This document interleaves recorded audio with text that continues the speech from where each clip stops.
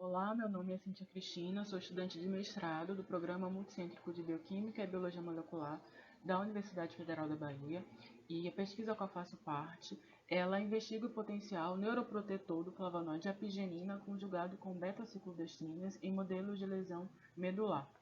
E esse trabalho tem a orientação da professora doutora Ravena Nascimento. A lesão medular, ela pode ser caracterizada como uma perda temporária ou permanente da função da medula, e é uma condição associada a altas taxas de mortalidade. É que, juntamente com as terapias farmacológicas, terapias não farmacológicas têm sido desenvolvidas como a utilização de compostos naturais, como é o caso da apigenina, que é um flavonoide que faz parte da subclasse das flavonas e que já se sabe que a apigenina tem efeitos neuroprotetores em diversos modelos de doenças do sistema nervoso central, porém, especificamente na lesão medular, existem poucos estudos mostrando o potencial efeito neuroprotetor desse flavonoide. E uma das limitações desse flavonoide é que ele apresenta baixa solubilidade em água. E essa limitação, essa solubilidade, ela pode ser melhorada quando a apigenina é complexada com um polímero chamado de beta-ciclodestrina, que é um polímero formado por unidades de D-glicopiranose e que faz parte do sistema de liberação de fármacos. Então, o objetivo do trabalho é avaliar os efeitos neuroprotetores do flavonoide apigenina e de seus conjugados, com a beta-ciclodestrina, em modelos de lesão medular. E os específicos são: primeiro, avaliar a citotoxicidade da apigenina e dos conjugados para determinar os melhores candidatos. E, posteriormente, avaliar o efeito da apigenina e dos conjugados na resposta imune das células da medula espinhal e caracterizar a resposta morfológica das células tratadas com os diferentes conjugados, tanto no modelo in vitro quanto no modelo ex vivo de trauma raquimedular. Foi feito um screening, primeiramente de citotoxicidade, no qual células da linhagem PC12 foram utilizadas. Essas células, elas são células que apresentam um fenótipo de células neuronais. Essas células elas foram cultivadas, foram plaqueadas e, após 24 horas de plaqueamento, elas foram tratadas com a apigenina e com os diferentes complexados nessas 5 concentrações por 24 horas. E, após esse período, as células elas foram analisadas com relação à sua viabilidade pelo ensaio do MTT, que é um teste colorimétrico que se baseia na atividade da desidrogenase mitocondrial. O que foi obtido nesse screening? Que dos complexados com apigenina e beta-ciclodestrina, os melhores foram a apigenina 52, a 53 e a 64, e que, além desses conjugados, a apigenina, as melhores concentrações que foram observadas com relação à melhora da viabilidade dessas células foram nas concentrações de 1 e 10 micromolar. Bom, então uma vez identificadas as melhores concentrações e os melhores conjugados, foi feita uma curva de LPS para saber em qual concentração de LPS ocasionava o dano químico dessa célula da linhagem PC12. E esse gráfico mostra que foi a concentração de 5 microgramas por ml a melhor concentração para indução do dano. Esse aqui é um painel que mostra a morfologia das células PC12 após esse screening de citotoxicidade.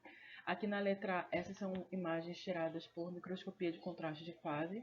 A letra A mostra as células na condição controle em DMSO. A gente observa a morfologia padrão dessas células. Em B, após a lesão, a indução do dano com LPS por 12 horas, então a gente observa as células retraídas e que muitas delas apresentavam em seu interior vacúolos. E das letras C a I, temos a morfologia das células após o tratamento com a apigenina sozinha, A apigenina e os conjugados nas concentrações de 1 e 10 micromolar. Bom, após isso, foi feito um ensaio de neuroproteção, na qual células, as mesmas células da linhagem PC12 foram plaqueadas. A indução do dano foi feito após 24 horas de plaqueamento com 5 microgramas por ml de LPS durante 12 horas, e após esse período, essas células elas foram tratadas com apigenina e com os melhores conjugados vistos no screening de citotoxicidade nas concentrações de 1 e 10 micromolar durante 24 horas. E após esse período, a viabilidade dessas células foi analisada pelo ensaio do MTT. O que nós observamos nesse gráfico que tanto a apigenina, que são essas colunas em branco, com fundo branco, quanto os conjugados, né, aqui em verde, em azul e em vermelho, eles reverteram significativamente o dano com relação ao LPS, em relação ao LPS. E que a apigenina complexada 64, ela mostrou resultados melhores até mesmo do que a apigenina pura. Então, sugerindo que o complexado, ele melhorou esse efeito neuroprotetor da apigenina. Aqui são as imagens também obtidas por microscopia de contraste de fase após esse ensaio de neuroproteção. Então, nós observamos aqui as células na condição controle, no MSO, que a gente observa a morfologia padrão dessas células. Aqui em B, como ficaram as células PC2 após a indução do dano com a LPS, a gente observa uma morfologia completamente diferente, com as células retraídas. E aqui, após o tratamento com a apigenina e com os conjugados. Nesse caso, a apigenina sozinha em apigenina 52, a apigenina 53 e a apigenina 64. A gente pode observar aqui especificamente a apigenina 64, que foi a que demonstrou um efeito até melhor do que a apigenina pura. As células elas apresentaram após o tratamento, foram as que mais observaram uma morfologia característica de células neuronais, com prolongamentos finos, né? Tanto na microscopia de contraste de fase, nessas imagens, quanto na coloração também de Rosenfeld, que é essa imagem daqui, letra M.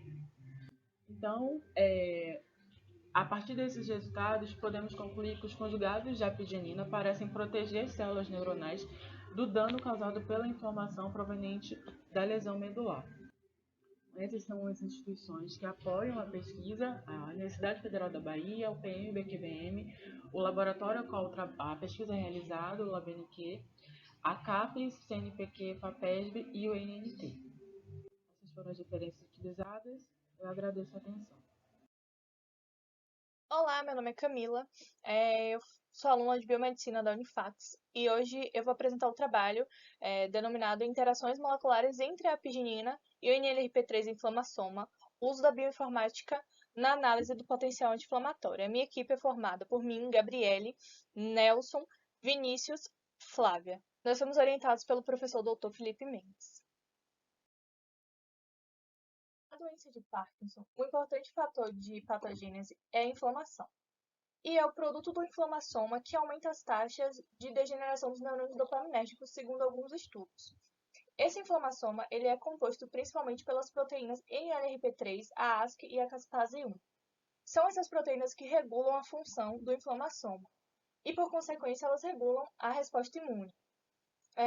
Alguns estudos demonstraram, ultimamente, a importância dos flavonoides na ação anti-inflamatória de algumas doenças. Um exemplo deles é a apigenina, que é o flavonoide estudado nesse trabalho. Esse trabalho tem como objetivo avaliar in silico se as proteínas associadas à via de ativação do NLRP3 são alvos moleculares da apigenina.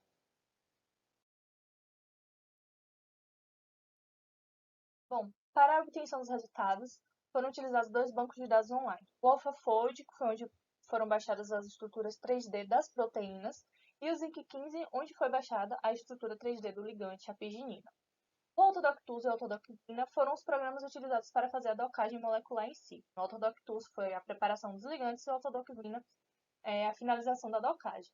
Já o Discovery Studio foi onde visualizamos o resultado do docking, as imagens 3D das proteínas com os ligantes e os diagramas 2D das interações. Bom, iniciando a discussão dos resultados com a proteína NLRP3.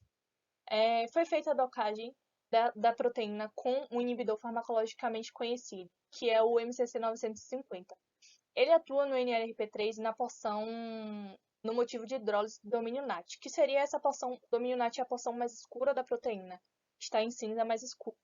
E nesse domínio ele promove a inibição da hidrólise de ATP. É assim que o MCC 950 inibe o NLRP3. Então nós fizemos a comparação do sítio de ligação do MCC 950 com a apigenina para verificar se ela possui semelhança, se essa interação possui semelhanças. Então, como vocês podem observar na figura 2, por meio do diagrama 2D da apigenina, interagiram com o domínio NAT Dos 15 aminoácidos que interagiu com a arginina, 9 são os mesmos que interagem com o MCC 950. Isso significa que eles estão ligados em porções muito próximas. A arginina, ela resultou numa energia de ligação de menos 8,5 quilocalorias por mol. Essa energia de ligação é menor que zero. Isso indica que é uma interação que acontece de forma espontânea. Já o MCC 950, ele deu o resultado de energia de ligação de menos 9,7 quilocalorias por mol. Bom, o que se refere ao resultado do BRCC3. Na figura 3, pode-se observar o BRCC3 em branco, e ele possui uma porção que está colorido de cinza mais escuro, que seria o seu domínio JAN. Esse domínio JAN interage diretamente com o NLRP3, promovendo a sua deobictinização. A arginina se ligou ao BRCC3, resultando numa energia de ligação de menos 7,3 quilocalorias por mol. Foram 12 aminoácidos do BRCC3 que interagiram com a arginina, mas nenhum desses aminoácidos pertenceu ao domínio de interesse, que é o domínio JAN. Já no que se refere à proteína ASC, nós podemos observar que ela tem dois domínios. O domínio de interesse é o que está colorido de cinza mais escuro. Seria justamente o domínio pirina, que é o domínio que se conecta com o NLRP3. Foram 7 aminoácidos da ASC que interagiram com a arginina. Essa interação resultou numa energia de ligação de menos 6,4 quilocalorias por mol. Foi uma interação considerada satisfatória e espontânea e demonstra a capacidade da arginina em interferir na interação da ASC com o NLRP3. E, por fim, os resultados do docking com a caspase 1. Pode-se observar na figura 5 que foi utilizado o inibidor ML132, que é um inibidor conhecido da caspase 1, e essa substância ela inibe a caspase por meio da interação no sítio ativo da proteína com o aminoácido cisteína 285. Então, comparou-se essa interação do ML132 com a da arginina. A arginina ela gerou uma energia de ligação de menos 7,2 quilocalorias por mol, enquanto que a ML132 teve energia de menos 6,6 quilocalorias por mol. Apesar da energia da arginina ter sido um pouco melhor, por ser menor, a arginina ela só interagiu com 7 aminoácidos da caspase, não se ligando em local próximo ao ML132. Porém, ela se ligou numa porção da caspase que é chamada ponto P10 e P20, que são os pontos que estão em azul mais claro e azul mais escuro da figura. É justamente a cisão entre essas duas subunidades da caspase que permite a clivagem da ProIL-1-beta. Então, a ligação da arginina nesse local ela é estratégica, apesar de não ter sido um local parecido com o da ML132. Bom, a partir desses resultados, pode-se concluir que a arginina pode ser um potencial inibidor da NLRP3, que ela pode não ser eficiente em relação ao BRCC3, mas que em relação à ASC e à caspase 1, ela demonstra um possível potencial de inibição. Esses potenciais de inibição só podem ser confirmados por meio de mais estudos, né, principalmente em vivo e in vitro. Bom, então é isso. Essas foram as referências utilizadas no meu trabalho. Gostaria de agradecer a minha instituição de ensino, que é a Unifax, e a instituição de fomento da minha bolsa de pesquisa, que é o CNPq, e também a atenção de todos. Olá, eu sou Camila Miranda Magalhães e o estudo a ser apresentado é sobre modelos de estudo in vitro de trauma da medula espinhal, características, aplicações e limitações. Bom, esse estudo ele foi desenvolvido no Laboratório de Neuroquímica e Biologia Celular na Universidade Federal da Bahia, no Instituto de Ciências da Saúde, no ICS. Bom, esse estudo foi desenvolvido sob a orientação de Ravena Pereira do Nascimento. Primeiramente, antes de se falar sobre a lesão na medula espinhal, é importante entender onde ela se localiza na coluna vertebral. A coluna vertebral, por sua vez, ela é formada por junções de discos vertebrais e esses discos vertebrais unidos, eles formam um orifício. Esse orifício, então, ele é ocupado pela medula espinhal. A medula espinhal, então, quando sujeita a comprometimento de suas raízes motoras e sensitivas, seja por lesões traumáticas ou não traumáticas, gera a perda da função no indivíduo afetado. No Brasil, estima-se cerca de 11.300 casos por ano de lesão medular. Bom, a fim de entender melhor sobre os mecanismos morfológicos e bioquímicos presentes numa lesão medular, faz-se necessário a utilização de modelos de estudos, e os modelos de estudos de atualmente nós podemos trabalhar com os modelos in vivo e in vitro, sendo os modelos in vivo altamente custosos, né? Requer muitas intervenções invasivas e um processo demorado, enquanto que os modelos in vitro oferecem sistemas mais simplificados, menos custos e um alto rendimento. Bom, por isso o objetivo do estudo é comparar os diferentes modelos in vitro de lesão da medula espinhal, considerando as diferentes características, aplicações e limitações de cada modelo estudado, sendo estes modelos cultura de células primárias e cultura de fatia organotípica, representando o modelo ex vivo. Bom, dos materiais e métodos que utilizamos, começamos com a pesquisa na base de dados, na PubMed, Scopus, Lilac, Scielo e Google Scholar, e também em livrarias virtuais. Nós utilizamos termos como lesão da medula espinhal, in vitro, limitações de modelos in vitro, e também utilizamos operadores booleanos, o AND e o OR, representando o I e o, para que a gente pudesse abarcar o máximo de sinônimos possíveis. Bom, dos resultados e discussão, foi então gerada essa tabela, né? Nessa tabela, nós selecionamos 9 artigos que estiveram mais de acordo com a nossa pesquisa. Destes 9 artigos, nós avaliamos eles em relação ao modelo de estudo da lesão medular, as características do modelo, aplicações, limitações do estudo, conclusões e as referências bibliográficas. Bom, sobre as culturas de células primárias, foi observado o uso assíduo de células da microglia BV2, e em relação às culturas de fatias organotípicas, observamos a assiduidade na utilização de medula espinhal de ratos. Bom, os modelos de estudo de lesão medular, eles apresentam características que simulam um cenário clínico. Em muitos estudos isso foi percebido. Também apresentam características que mimetizam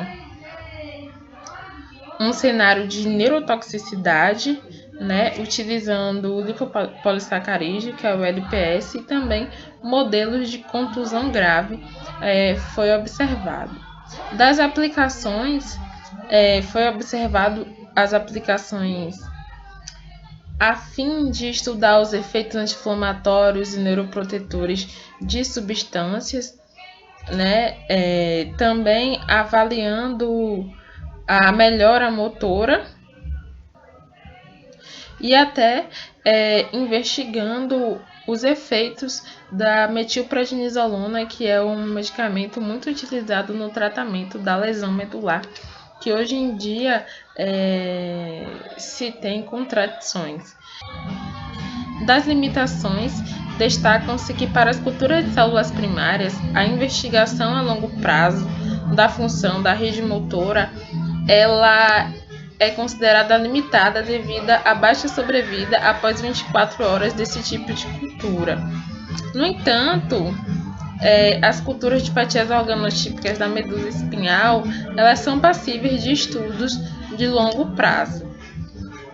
Desse modo, em geral, nós podemos concluir que os artigos, eles utilizaram os modelos de estudos, e esses modelos de estudos eles foram bem aceitos por mimetizar uma condição da lesão medular, refletindo um bom cenário para se aplicar estratégias neuroprotetoras e neurorestauradoras.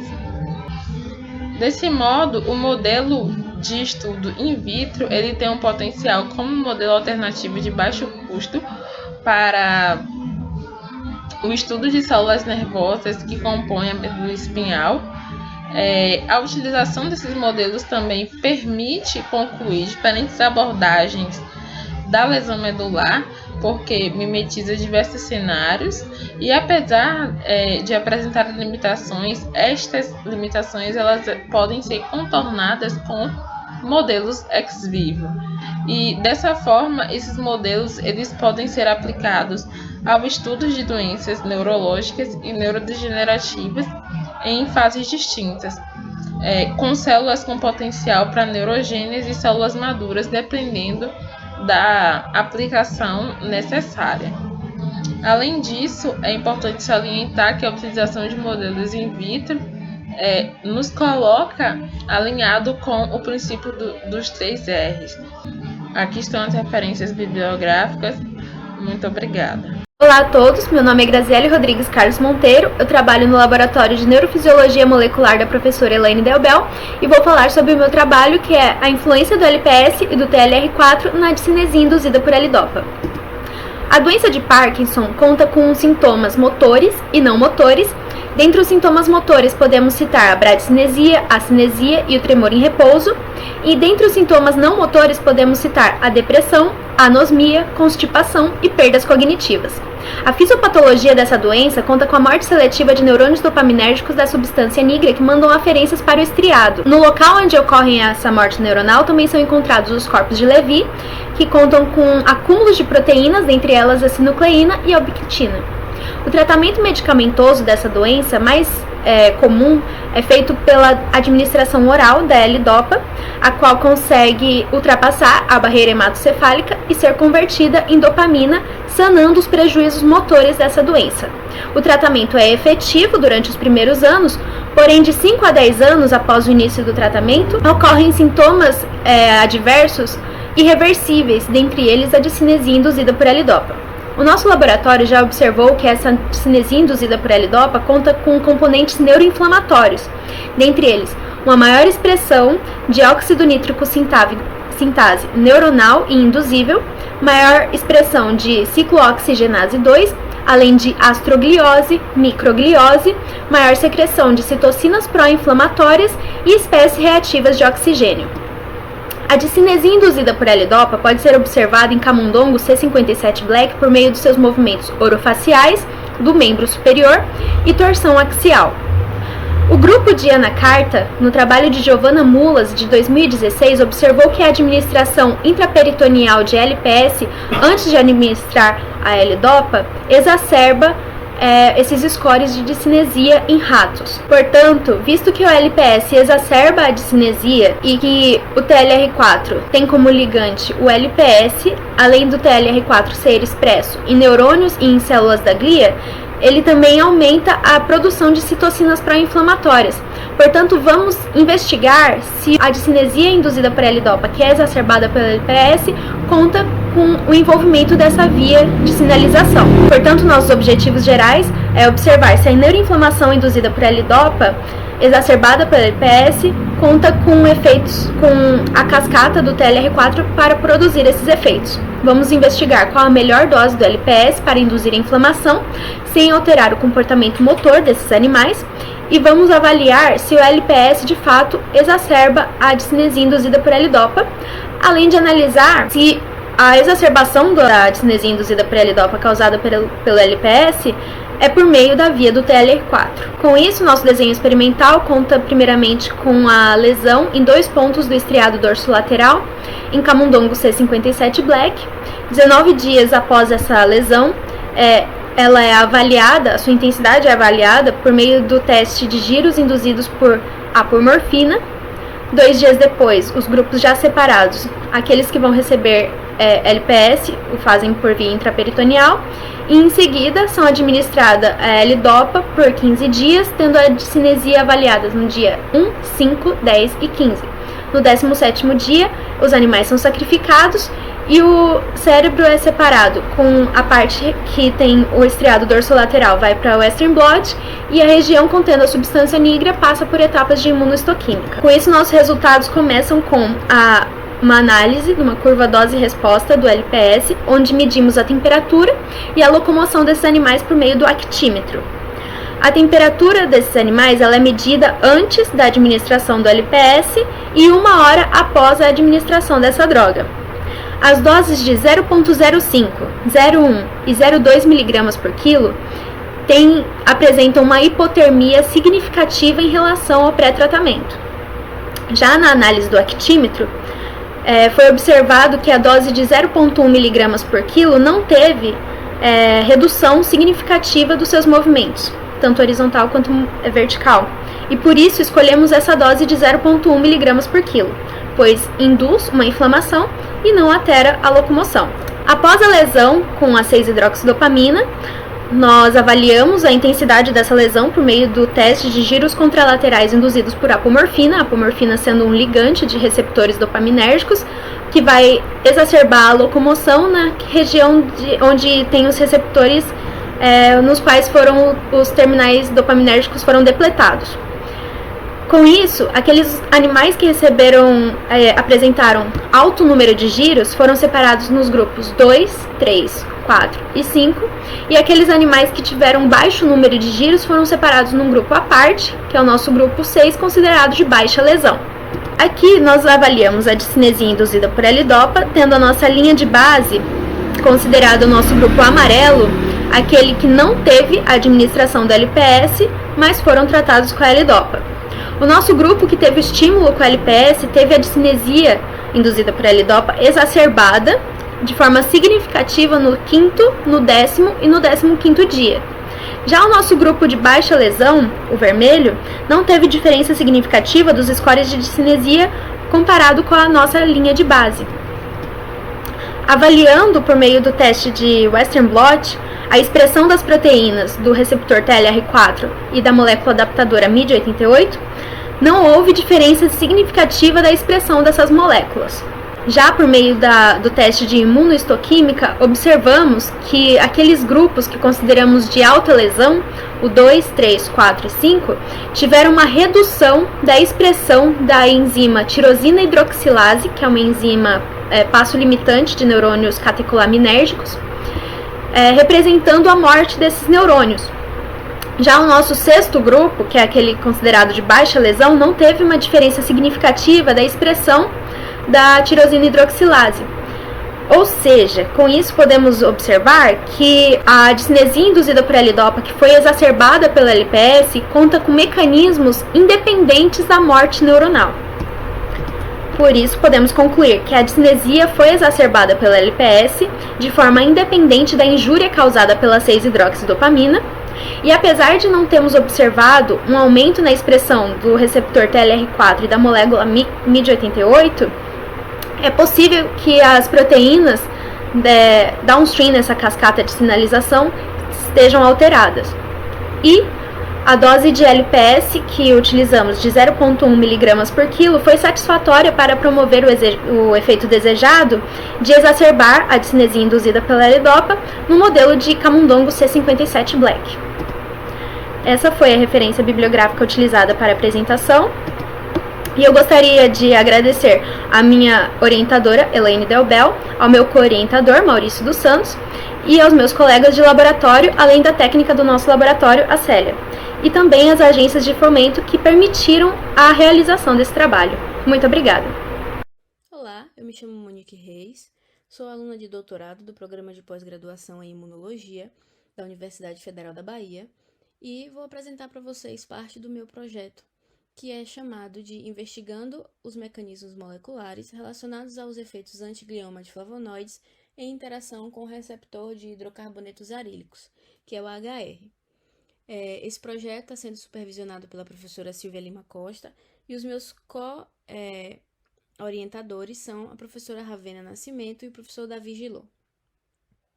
Bom, o glioblastoma é um dos tumores cerebrais mais agressivos e que apresenta o tratamento convencional, que inclui a cirurgia de remoção do tumor, a radioterapia e a quimioterapia.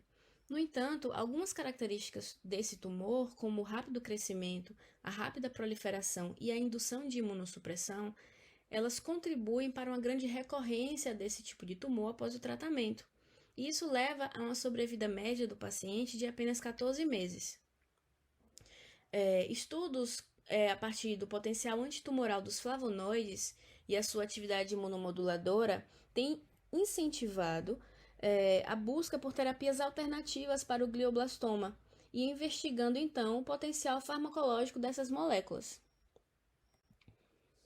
Em relação à recorrência desse tipo de tumor, alguns estudos demonstram que, além do prognóstico ruim, o HR, que é um fator de transcrição, ele também, quando ativado em células tumorais, está relacionado com essa quimiorresistência e imunorresistência que nós observamos no glioblastoma. Então, a ativação do HR, ela vai promover a diferenciação das células e aumentar a expressão de genes de resistência. Esses genes de resistência, eles vão favorecer, então, o crescimento tumoral. Essa característica coloca o HR como alvo na quimioterapia do câncer. E o antagonismo dessa molécula, ela pode ser investigada a partir da existência desses compostos naturais que eu comentei anteriormente. Porque antagonistas de HR, como os compostos naturais, eles podem reduzir, alguns estudos já demonstram que eles reduzem a viabilidade dessas células tumorais. Então, nosso objetivo com esse estudo é definir melhor os mecanismos antitumorais dos flavonoides por meio da seleção de um melhor candidato que possa atuar como um antagonista de HR. Bom, então da metodologia que nós utilizamos nesse trabalho para identificar esse potencial antagônico dos flavonoides em relação ao receptor de hidrocarbonetos arílicos, nós realizamos o ensaio de atividade EROAD e a investigação a partir do PCR em tempo real.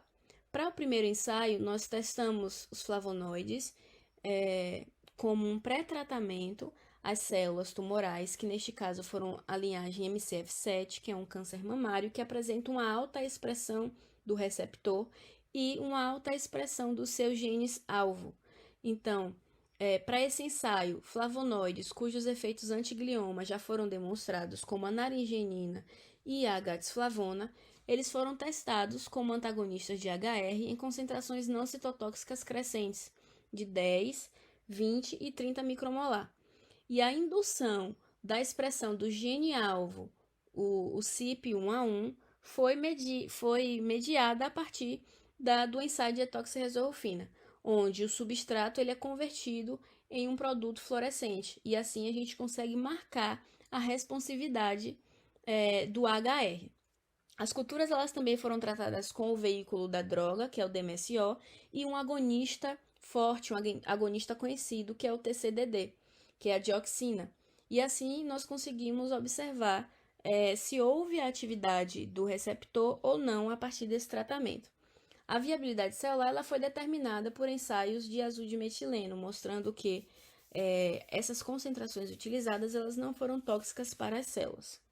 Então, para investigar o potencial antagônico desses candidatos, nós também utilizamos as células de glioma, que são as células da linhagem U87, e elas foram tratadas com flavonoides para quantificar os níveis de expressão gênica relacionados à atividade transcricional do HR.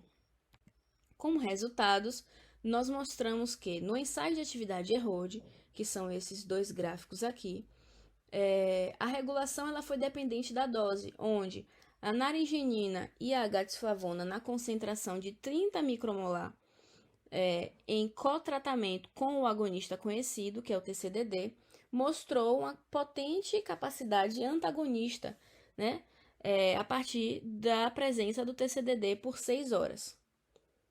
Aqui nesse plot nós mostramos que a expressão do HR ela existe para as linhagens testadas, que foram a U87 e a MCF7, para uma linhagem também de câncer de melanoma, que também apresenta a expressão desse receptor, e cujos estudos da nossa pesquisa de literatura demonstra que a atividade desse receptor nessas células favorece a quimiorresistência.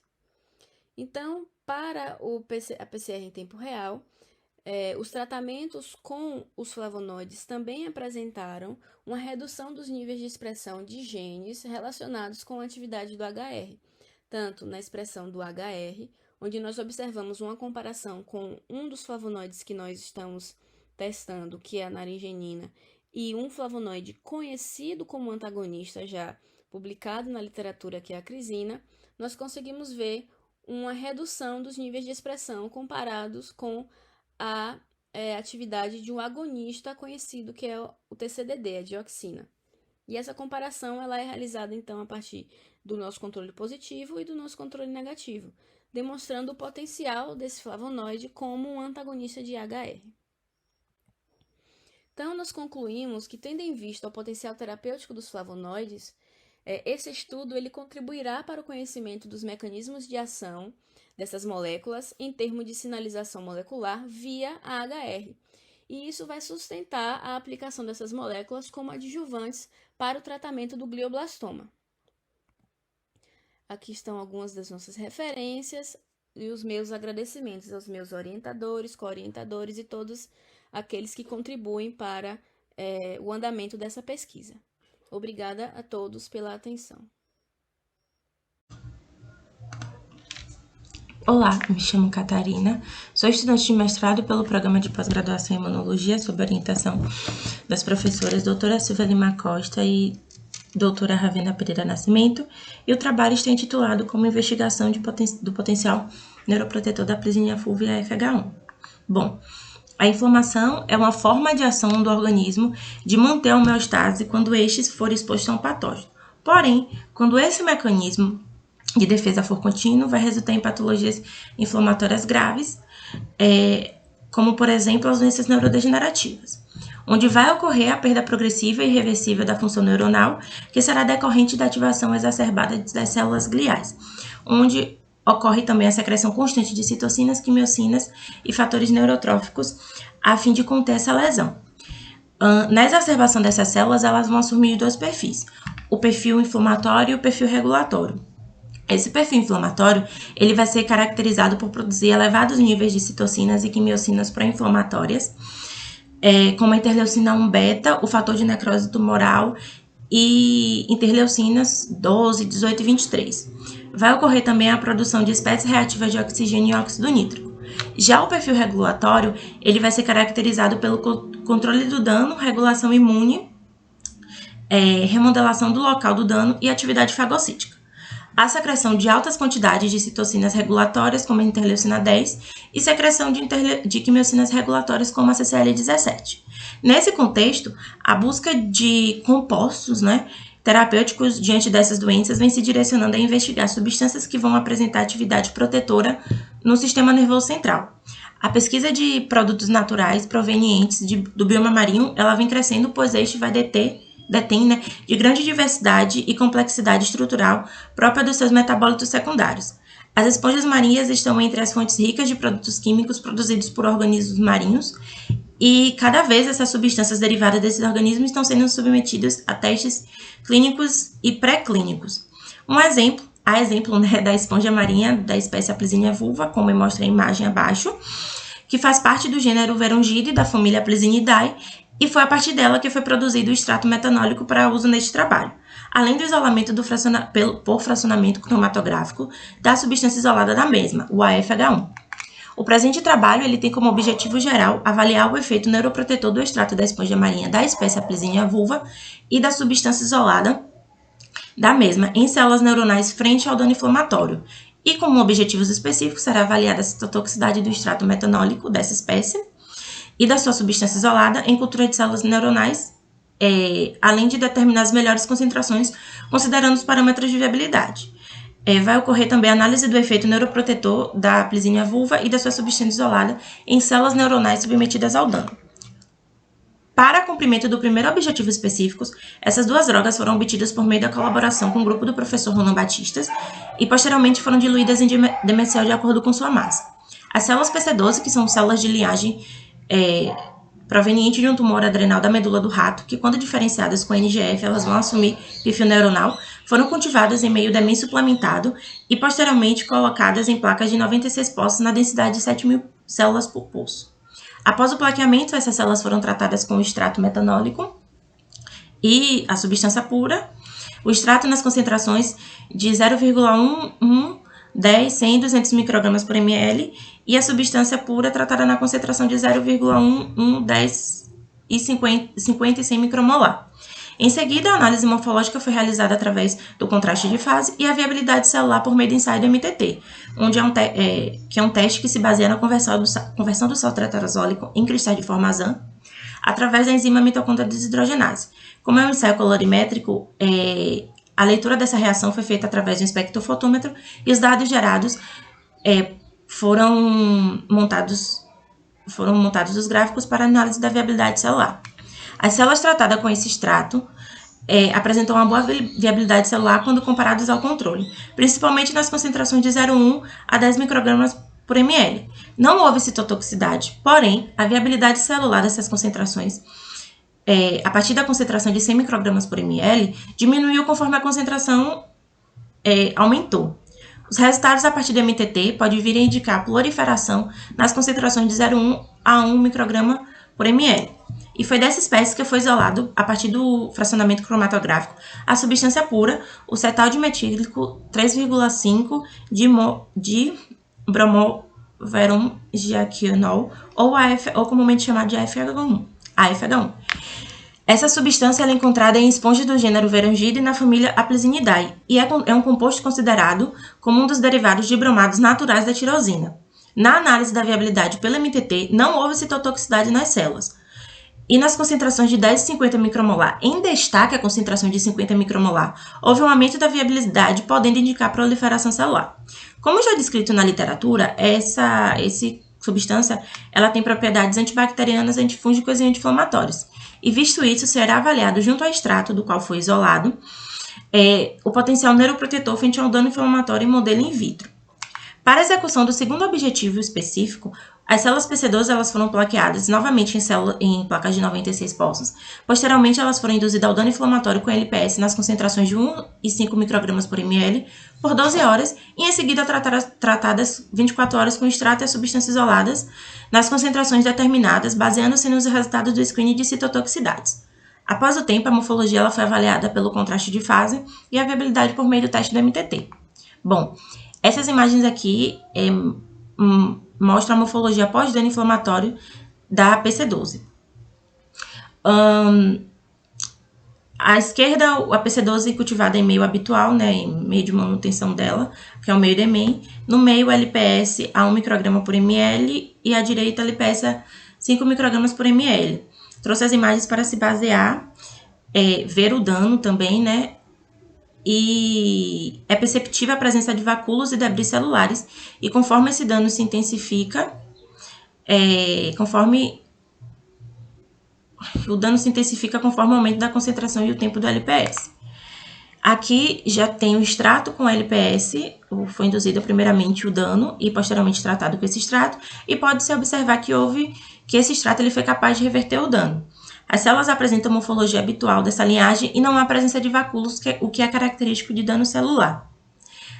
As concentrações de 0,1 microgramas por ml ele teve o melhor resultado, tanto na LPS A1 quanto na LPS A5 microgramas, conforme as imagens do contraste de fases e resultados do MTT. A substância isolada também indicou capacidade de recuperação celular pós-dano, e a morfologia habitual dessas células, ela se manteve e não há presença de vacúolos característicos do dano celular. A concentração de 1 e 10 micromolar teve o melhor resultado, principalmente no LPS a 5 microgramas por ml, conforme as imagens e os resultados do MTT. Com isto, conclui-se que as culturas induzidas ao dano com LPS, posteriormente tratado com essas substâncias, apresentaram maiores quantidades de células que metabolizaram o MTT em relação ao controle que continha LPS a 1 e a 5 microgramas por ml.